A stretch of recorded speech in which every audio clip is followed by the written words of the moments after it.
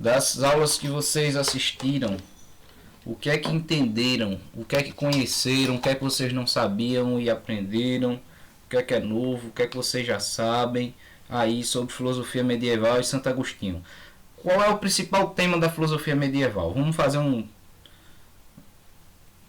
respostas rápidas aqui. Tipo, qual é o principal tema da filosofia medieval? O que é que ela se propõe?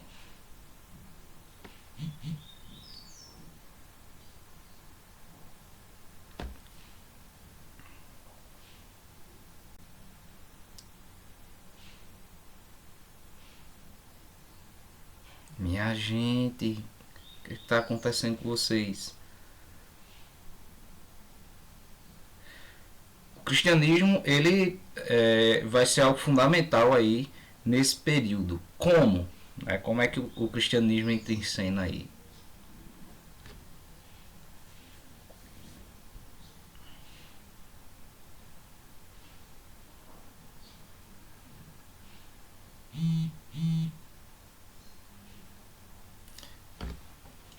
Vou, vou mudar a pergunta aqui. Vocês conseguiram compreender as aulas sobre filosofia medieval? Foi claro, deu para entender? Deu, prof. E por que quando eu pergunto o que foi que vocês aprenderam, vocês não respondem? Deu para entender o que, rapaz?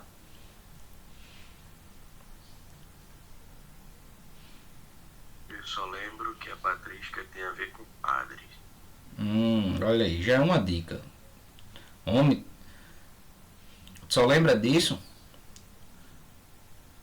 No presente momento, Tá com sono ainda, né, calma? rapaz, eu tô naquela situação. Um olho quer olhar pro celular e o outro quer tá fechado. Ah, entendi.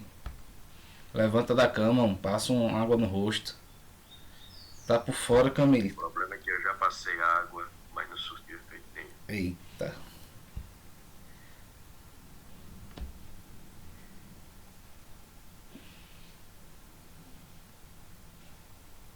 Camille, você conseguiu assistir os vídeos ou não? Tá por fora porque não entendeu ou porque não assistiu? Vamos...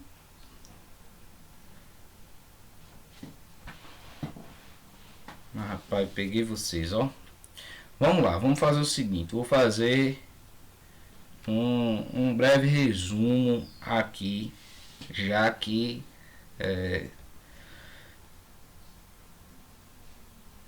vocês estão aí tão resistentes. Vejam.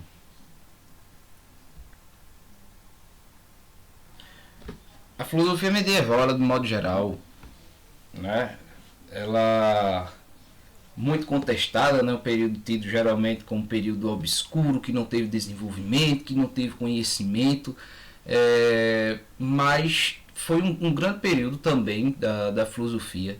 Inúmeros filósofos surgiram nesse tempo.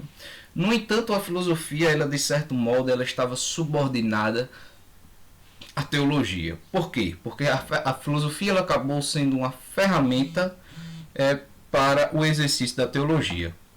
E como é que isso se dá? Né? A grande problemática, a grande tema, a grande querela aí da filosofia medieval vai ser como conciliar fé e razão. Como é que conciliar fé e razão? Né? As duas são coisas opostas, são coisas que estão entrelaçadas, são coisas que podem ajudar ou contribuir ou são realmente distintas. Né? O que é a razão e a fé? Como é que a razão e a fé podem se relacionarem? E esse contexto ele surge, esse tema ele vai surgir justamente porque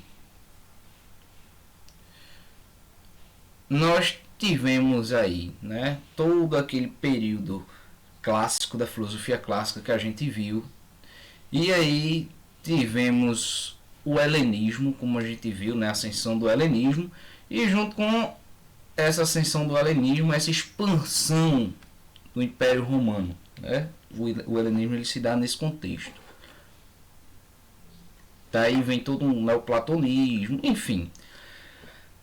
No entanto, depois dessa grande expansão, o que é que acontece com o Império Romano? Após isso aqui não é nem filosofia, não é um pouquinho de história.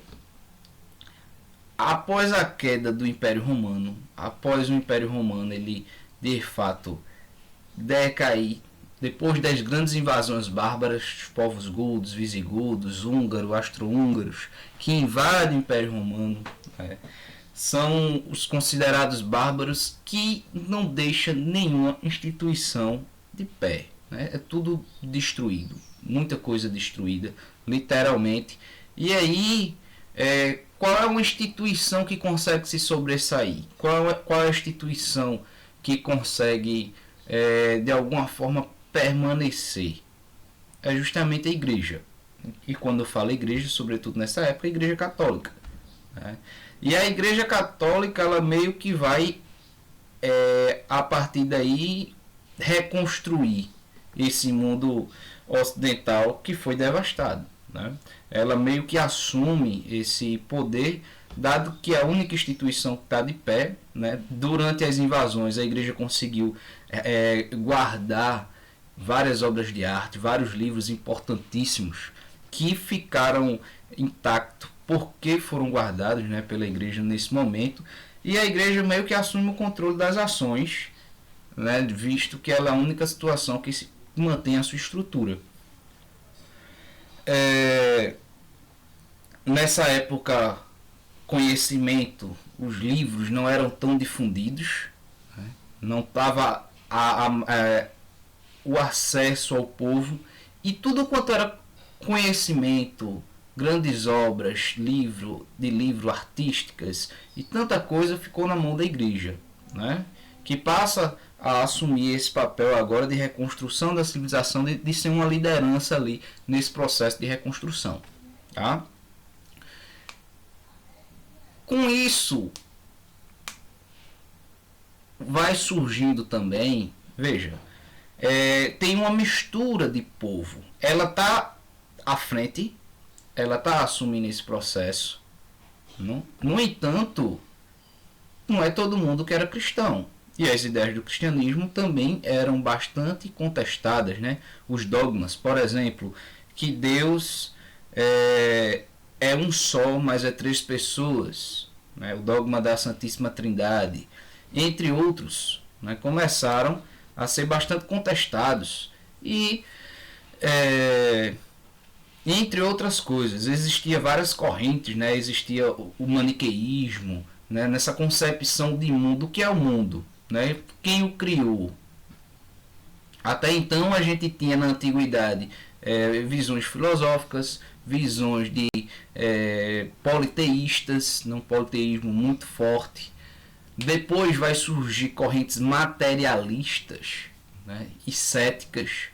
Só que o cristianismo está no controle e tem uma nova proposta, totalmente diferente das apresentadas até então, que era um Deus que é uno e que ele é eterno e não o mundo, porque até então se tinha uma concepção do mundo como sendo eterno, não a eternidade do mundo, da matéria. E a partir daí nós temos um Deus que é eterno e do nada ele cria todas as coisas. Isso apresenta uma cosmologia totalmente diferente. E aí, dentro desse cenário, dentro desse contexto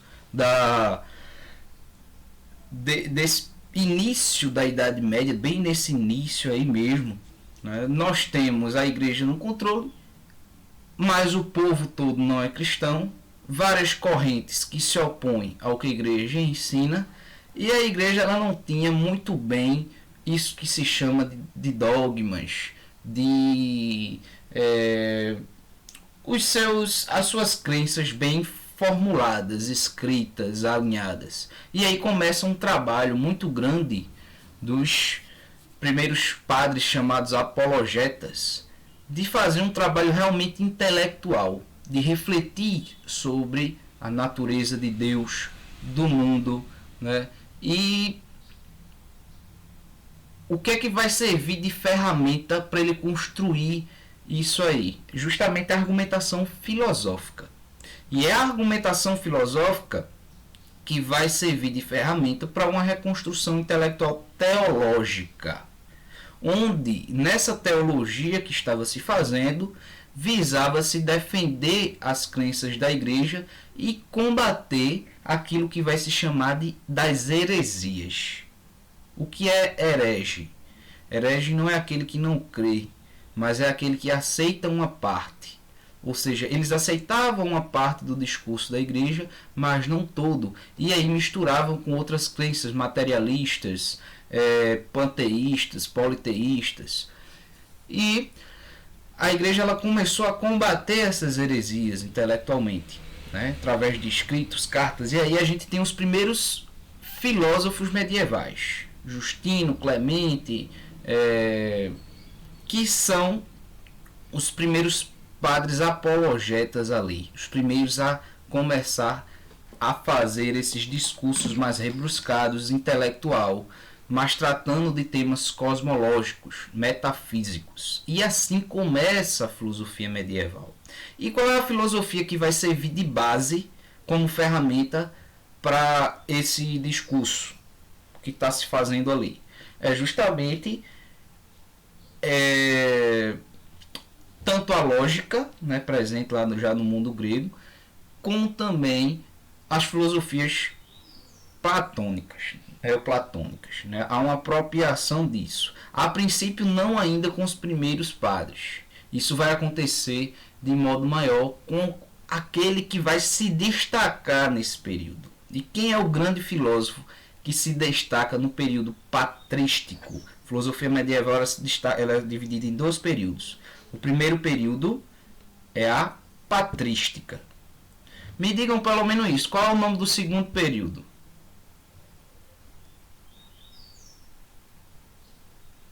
Tem dois períodos, né? A gente viu que ela é dividida em dois períodos. Um é a patrística e o outro é a...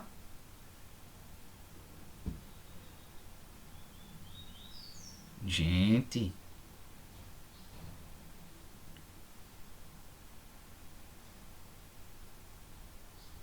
Meu Deus.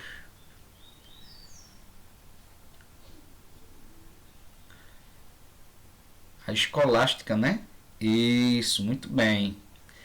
E desse período, desse primeiro período chamado patrística, por quê? Porque a filosofia é feita por padres. E por que é feita por padres? Por conta desse contexto que eu acabei de falar, a igreja está no poder, né? Nós temos aí essa defesa das crenças, essa defesa da crença, a formação de ortodoxia, a luta contra as heresias, e aí se começa a fazer, né, esses tipos de textos teológicos, mas que tem uma cosmologia, uma metafísica, uma certa ética também, e tem como base de argumentação a filosofia.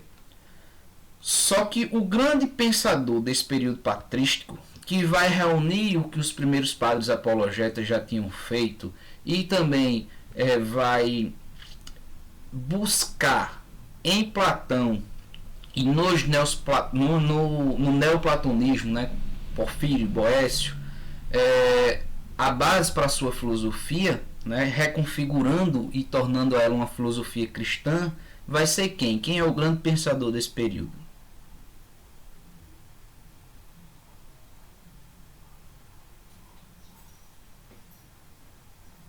Agostinho. Perfeito, exatamente. Então Agostinho ele vai ser o cara que vai pegar tudo aquilo que estava sendo feito, né, em relação à filosofia cristã, né, buscar na fonte do neoplatonismo. Ele não vai diretamente a Platão, não conhece diretamente a Platão, ele conhece Platão a partir dos neoplatônicos, né, que é uma corrente que vai se formar a partir de Platão, mas não exatamente ele. Aí a gente tem alguns pensadores como Porfírio, Boécio, entre outros, e ele vai meio que cristianizar a filosofia platônica. Era como se Platão ele já tivesse intuído mais ou menos mas não tivesse chegado à verdade pura. Né? Racionalmente, Platão entendeu a estrutura do cosmos, entendeu uma estrutura política, ética. No entanto, né, o que é que faltou a Platão? Esse conhecimento da fé verdadeira. Né? E para chegar à verdade, era preciso aperfeiçoar esse conhecimento e reformulá-lo. E inspirado nessa filosofia platônica, mas dando as suas próprias características, a característica própria de um cristianismo, de uma visão de mundo que era bem diferente da visão de mundo grega, Santo Agostinho ele constrói a filosofia cristã, uma filosofia medieval, né, com essas características aí, onde o centro de todos os problemas é Deus. Há um teocentrismo. Todas as explicações têm como base Deus. E aí cabia explicar o quê? O que é o mundo? Bem, os gregos eles já tinham se preocupado com muita coisa, né? Os gregos se tinham se preocupado com o que é o homem, o que é o mundo, o que é o tempo, o que é tanta coisa. E Santo Agostinho vai fazer o quê? Ele vai dar resposta, uma nova resposta a tudo isso. No entanto, a partir de uma visão de mundo cristã. Então, o que é o mundo? O que é o tempo? Como a gente conhece? O que é o homem? Né? Quem é Deus? Quem é Deus? Como é Deus? Santo Agostinho ele nem sempre foi cristão, né? Mas aí, inclusive, durante muito tempo ele era até avesso às ideias cristãs, né? Ele foi participou de várias correntes. A mais forte que o marcou foi o maniqueísmo, que de certa forma acreditava que existia um princípio do bem, um princípio do mal. E a gente viu nas aulas, né, sobre o problema do mal e a questão da liberdade. Aquela obra ele faz, né, para combater de certa forma as ideias maniqueístas. E de todos esses pontos, de todos esses argumentos aí, de todas essas coisas, ele vai se ocupar. Ele vai de fato detalhar. Ele foi de inúmeras obras escritas, escreveu muita coisa. Ele era uma máquina de fato de escrever, uma pessoa genial. E sobre cada ponto desse ele vai detalhar bem especificamente. Vocês viram os vídeos de Santo Agostinho? O que é que deu para ir pegando aí dele? Algum conceito que você conseguiu entender, algum conceito que ficou mais claro, ou algo que vocês não entenderam bem, algo que ficaram em dúvida, né? Eu fiz novamente o que eu falei aqui, eu já tinha dito basicamente nos vídeos. Eu reformulei aqui para vocês ir lembrando e despertando. Mas aí a partir de agora, e Santo Agostinho, o que é que vocês já entenderam?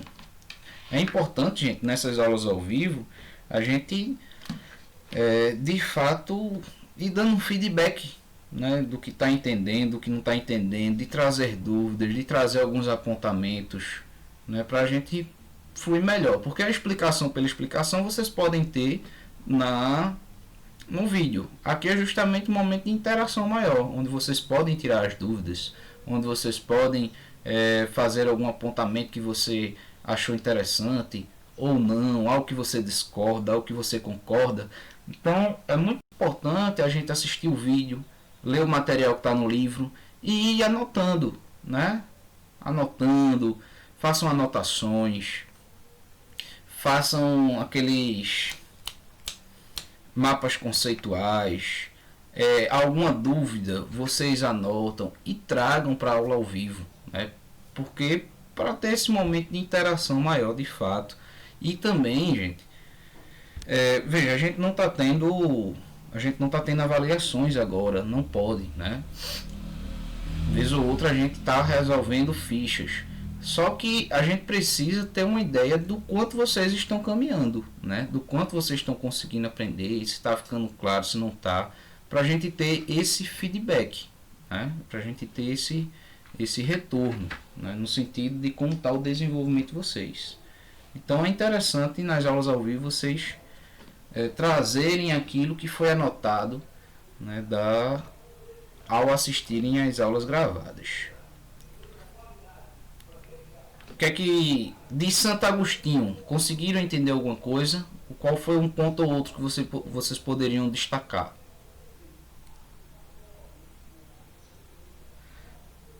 Qual foi a diferença de patrística para escolástica mesmo? Certo. Então, olha aí, duas questões. A diferença de patrística e escolástica e Santo Agostinho de Hipona. Por que desse nome? Hipona é o lugar de onde ele vem. Ele foi bispo de onde ele vem, não, desculpa. Não é que ele vem da Argélia. Ele é africano, na verdade. Mas ao tornar-se padre, né, ele passou uns 30 anos da vida dele de forma totalmente afastada da religião, né? E aí, ao converter-se de fato ao cristianismo, ao ser adepto, logo ele se tornou padre e ele chegou a ser bispo. E ele foi bispo de Hipona, né? A cidade da qual ele foi bispo. Por isso é Agostinho de Hipona. A diferença de patrística e escolástica, os próximos vídeos serão justamente sobre escolástica. E aí eu vou estar nos vídeos que já estão prontos, na verdade, né, esclarecendo essas questões. Por que escolástica e por que patrística? Patrística porque é esse período da filosofia que está concentrada nos padres da igreja. São eles os principais filósofos. Eles que vão escrever as principais obras, eles que vão estar aí nesse debate mais profundo. Só que ao decorrer da filosofia, ao decorrer da Idade Média, né, não é toda a Idade Média que a igreja vai estar no centro. Depois que o povo começa a ganhar consistência, as instituições se recuperam, a própria igreja vai fundar as escolas, que são as primeiras universidades do mundo. É fundada nesse período, né? As grandes universidades que a gente tem hoje na Europa é justamente fundada nesse período e a maioria são a igreja, né, que promoveu. E aí, apesar da igreja ter começado esse movimento de construção das grandes escolas, das grandes universidades, é justamente onde esse conhecimento e essa centralização na igreja começa a ser questionado, né? E a filosofia ela deixa de ser centralizada nos padres e começam aí a tomar outras dimensões. Vão surgir novos filósofos que não são religiosos, né? Alguns até divergindo de pensamento, e vai surgindo as grandes escolas de filosofia medieval. Por isso chamada escolástica, por conta dessa criação das novas universidades, dessas escolas de pensamento, dessa descentralização, né, da filosofia a partir dos padres, e aí vai se tomando um novo contexto, se delineando uma nova perspectiva aí filosófica. E o grande pensador desse período, né, um dos grandes pensadores desse período, né, mas o que ficou mais marcado aí foi São Tomás de Aquino, um dos maiores escolásticos aí. Mas a escolástica é um período muito rico também, de muitos autores interessantes. Mais alguma questão? Alguém aí teria algo a colocar? Qual a concepção cosmológica de Agostinho? Como é que Agostinho entende o mundo? Como é que Agostinho entende Deus? Como é que Agostinho entende o tempo? Como é que Agostinho entende o conhecimento, a política? Criação do mundo por um ser divino, Deus e tempo, algo sem fim. Nesse caso, de fato, né, como a gente viu para Aristóteles, por exemplo, quando ele fala do motor imóvel, no mundo, para Platão também, né? Todos os gregos. O mundo ele é eterno. O mundo ele sempre existiu. O que é eterno? Não é aquilo que não tem fim, mas é aquilo que também não tem começo. Né? No entanto, nessa nova concepção, o mundo ele tem um princípio.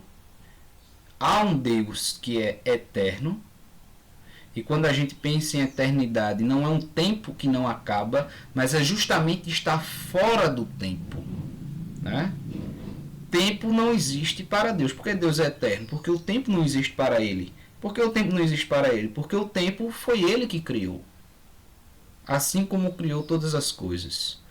Por que nós somos mortais? Porque nós somos finitos. Porque nós nascemos dentro do tempo e do espaço. Né?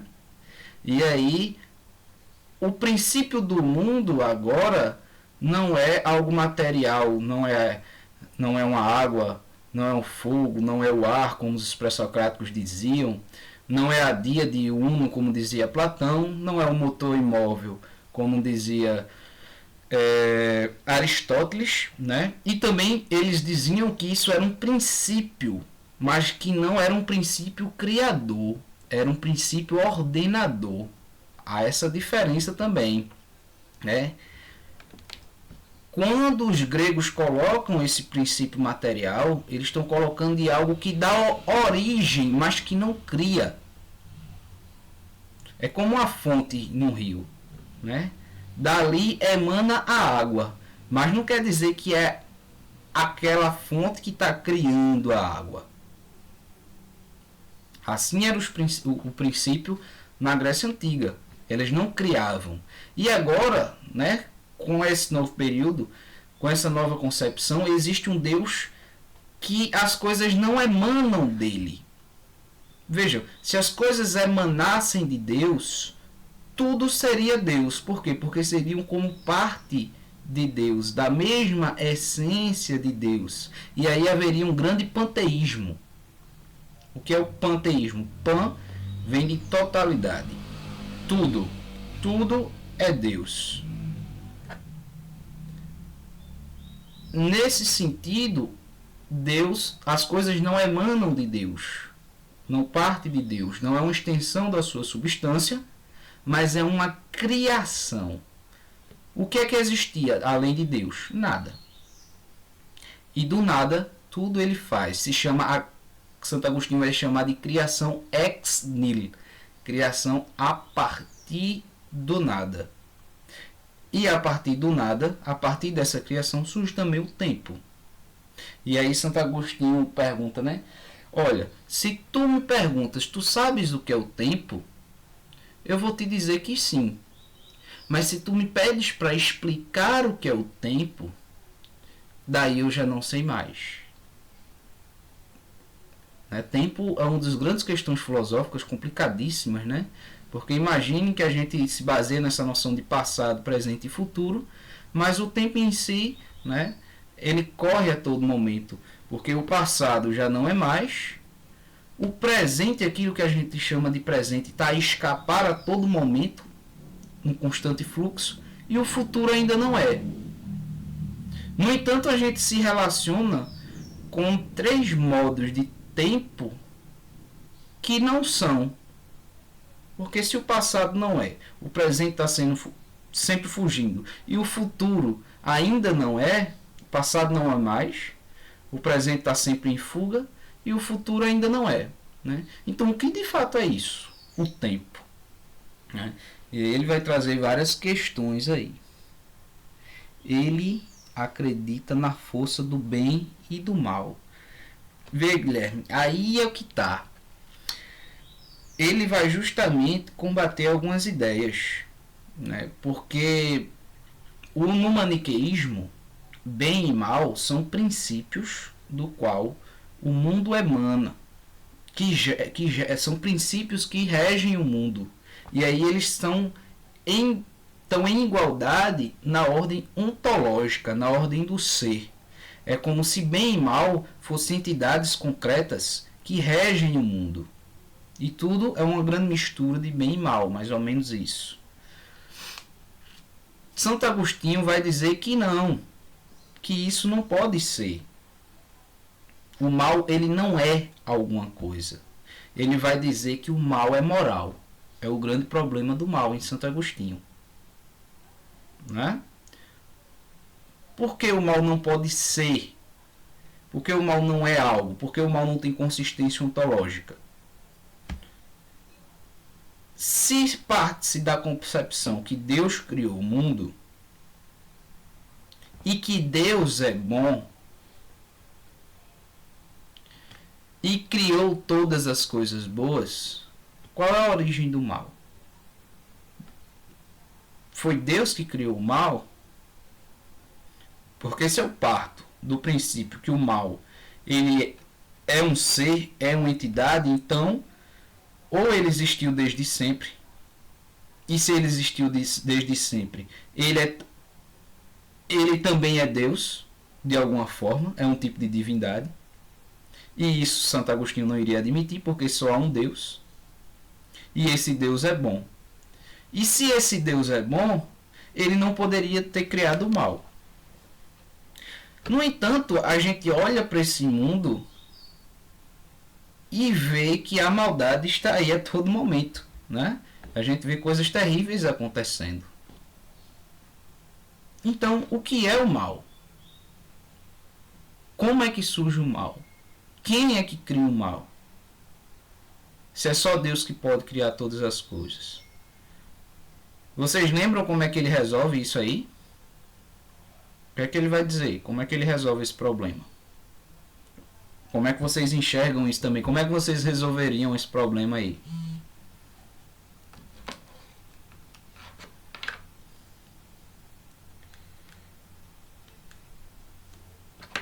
Vocês estão por aí ou não?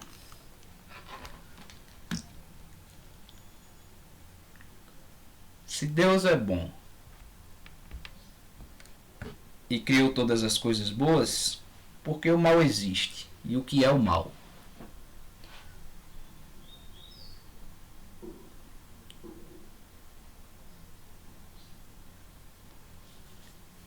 Pensem aí. Vocês podem pensar e tentar elaborar uma resposta própria e podem também lembrar do que Santo Agostinho falou, né?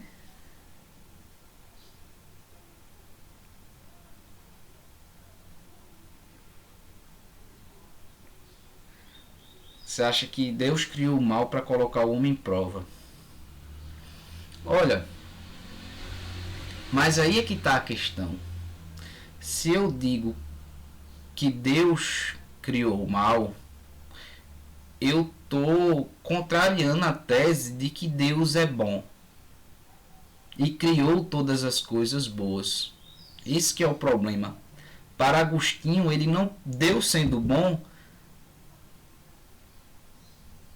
Lembrem que em Platão, qual era a ideia principal de onde partia todas as coisas? A ideia de bem, a ideia do bem, do belo e do justo. Em Santo Agostinho, é em Deus que a gente vai encontrar a totalidade do bem. É em Deus que a gente vai encontrar a totalidade da justiça, do amor. Vocês conhecem no mundo, existe muita coisa boa, mas vocês conhecem alguma coisa que seja totalmente boa, totalmente belo, totalmente justa? Provavelmente não. No entanto, temos em nós a ideia de bondade, de justiça. E a gente tem por quê? Porque vem de Deus. Deus seria essa totalidade do bem. E sendo Deus bom, como ele e por que ele criaria o mal? Ele não pode ter criado o mal, segundo Santo Agostinho. Como diz a Bíblia, como ele diz que não era. E o homem comeu por influência da serpente. Aí você chegou numa questão interessante. O homem teve uma determinada atitude. Você chegou perto do que ele vai dizer, do como ele vai resolver esse problema aí. Deus não criou o mal, mas ele permite o mal. Se Deus não houvesse permitido a possibilidade do mal, tanto a gente como os anjos estariam servindo a Deus por obrigação, não por escolha. Aí é que está. Pronto, perfeito. A partir da fala, o que Heloísa e Guilherme falou implicitamente, está contido na fala de vocês, mesmo sem estar escrito, Isabelle deduz aí, que é a questão do livre-arbítrio. Né? É a questão do livre-arbítrio. Então, o que é o mal? O mal ele é ontológico, o mal é um ser que foi criado ou que existiu desde sempre, não pode. O mal seria então moral. O que é um mal moral? É uma consequência do livre-arbítrio. Por quê? Porque Deus nos cria livre. Segundo a concepção, Deus nos criou por livre vontade e nos fez a sua imagem e semelhança. E imagem e semelhança não está no sentido de que nós somos deuses ou semideuses, mas de todas as criaturas somos a mais parecida com ele. E o que é que não dá essas características? Uma dessas coisas é que nós somos livres. Né? De fato, como o Guilherme falou, nós não o escolhemos por obrigação, mas por vontade própria. Ele nos deu livre-arbítrio a tal ponto da gente poder escolher estar com ele ou não. E o que é o mal nesse sentido? Cadê?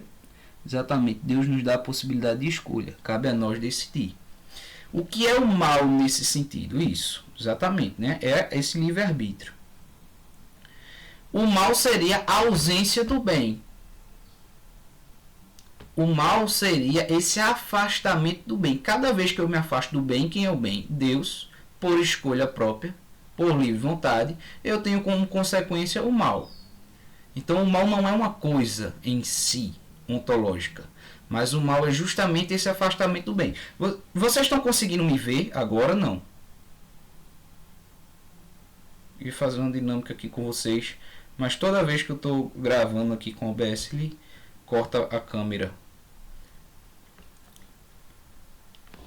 Bem, imagine que vocês agora estejam num ambiente com muita luz. Tá? Eu ia fazer uma experiência aqui com vocês, mas como vocês não estão me vendo, não tem como. Se você desliga a luz, vai ficar o quê? Escuro, né? Ficar escuro. A escuridão seria o quê? A ausência da luz. Então, assim como a escuridão é a ausência da luz, o mal seria a ausência do bem.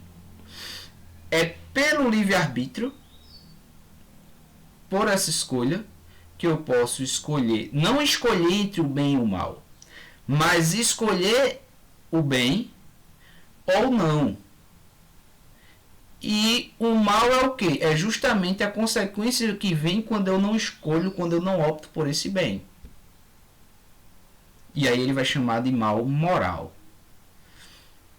Deu para entender?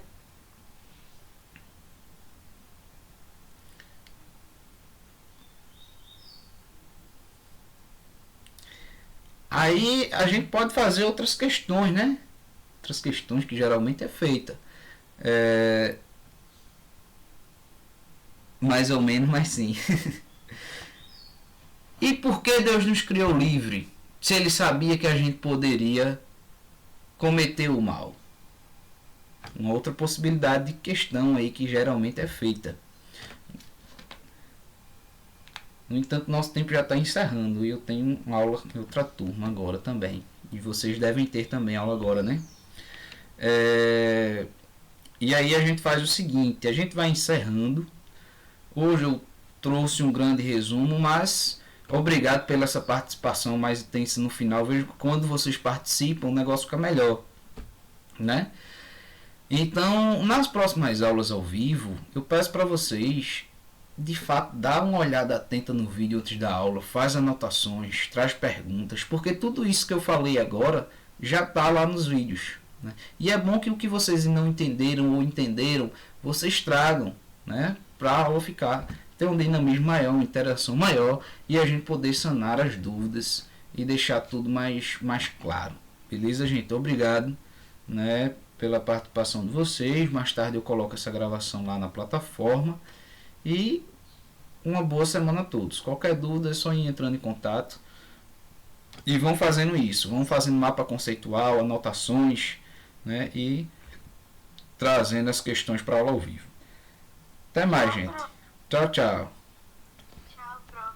Tchau, tchau. Fiquem com Deus. Até mais.